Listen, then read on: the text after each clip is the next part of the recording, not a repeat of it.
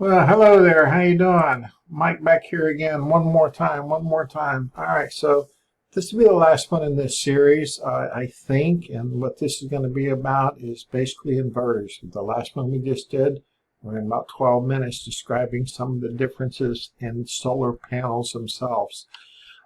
Here we're going to talk about inverters and different kinds of racking.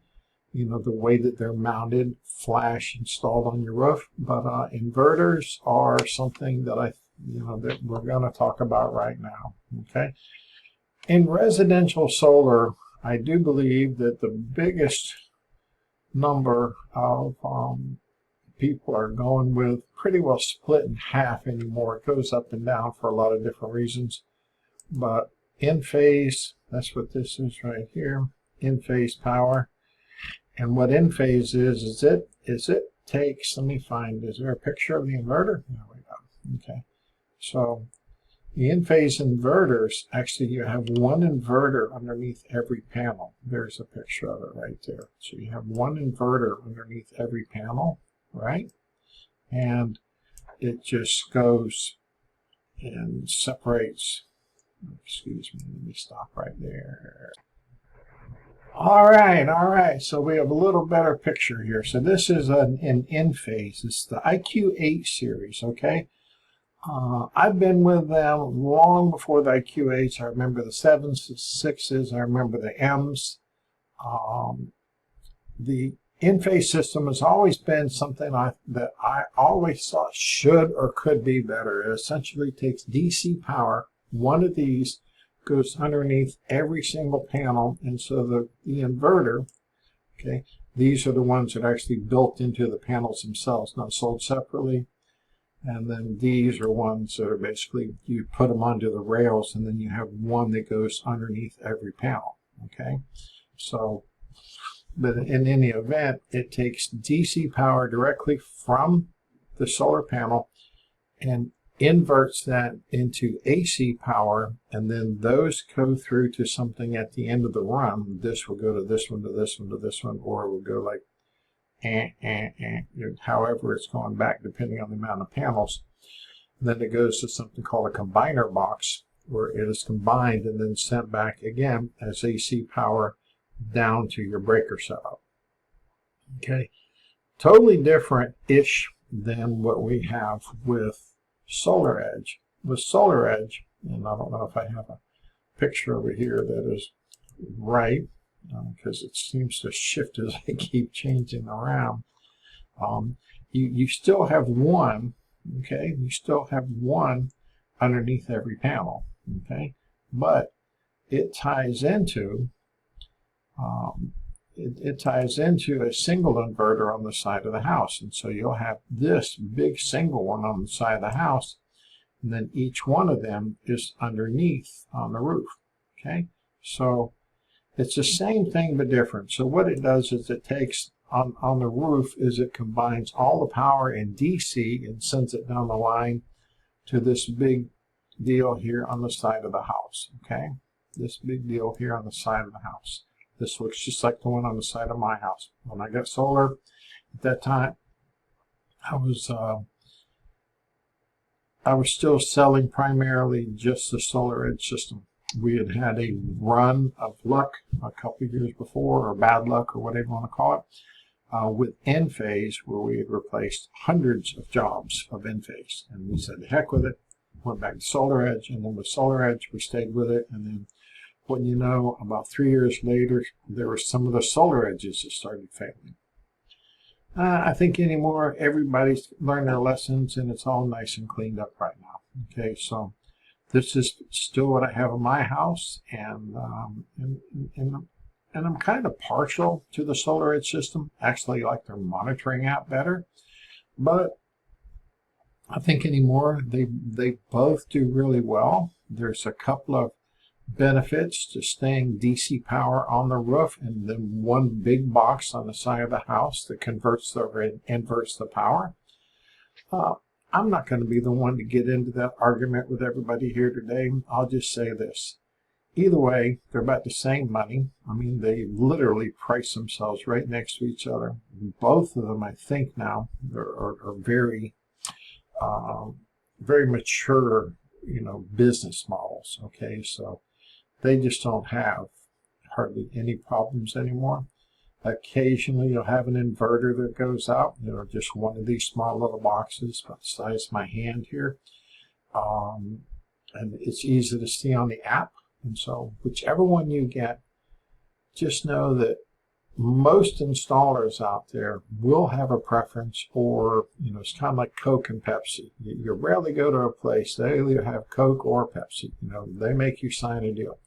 You're either going to be a SolarEdge installer or you're going to be an Enphase installer, and it's a big deal. It's Coke or Pepsi, Enphase or SolarEdge.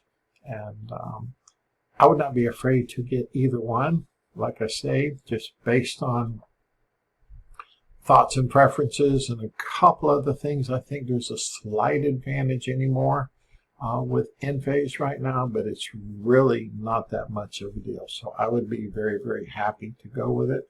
Also, all the inverters and stuff, if you want to go back and find out what's going on about different inverters and testing, again, go to FSCC, look at it in there, go into solar certification, and then the different things, inverters and testing and that type of stuff. And you're going to see what you put out. If you have 400 watt panels and it's on a Enphase, okay, and then you have 400 watt panels and it's on a SolarEdge, guess what? They're going to produce within a fraction of each other. They went back and forth for a couple of years, and one was just a fraction better. I mean, you almost can't measure the differences on them, but they would magnify this difference and go, oh my goodness, this is almost a quarter more of a watt in an hour, or something ridiculous. But basically, I feel like both of them are very good platforms. I think both of them have had their time in the barrel. Where they were really both they got a lot of bad press. There was a lot of failures. They had some series of runs. Enphase had their problems with their M series years ago, and I think every one of them's had to be changed out or replaced. I do believe so, and it was a real pain in the butt. And back then I was still installing. I mean, we were literally carrying the Enphase modules with us.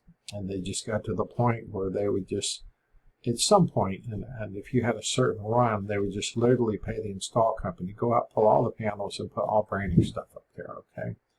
And so Enphase did stick with it, and they made them right, and then they started making a tremendous amount of changes, and then for a while, they were definitely ahead of production and ease of install, monitoring, everything else, and then SolarEdge would catch them back and forth. So to me, it's really just like a Coke and Pepsi thing. So you get Enphase, you get SolarEdge. Either way, you get panel level monitoring. You can sit there and watch your panels one by one. It's like watching paint, right? But I mean, you can actually see what's going on, and you can monitor what's going on with it as well on both of them, okay? So depending on your installer, one is going to say, oh, we are with Enphase because, and he's right. And the next one will say, oh, we're with SolarEdge because, and he's right too, okay? They're both good. It's like Ford, Chevy, Coke, Pepsi. All of them had their problems in the past. Right now, I think everything is pretty even.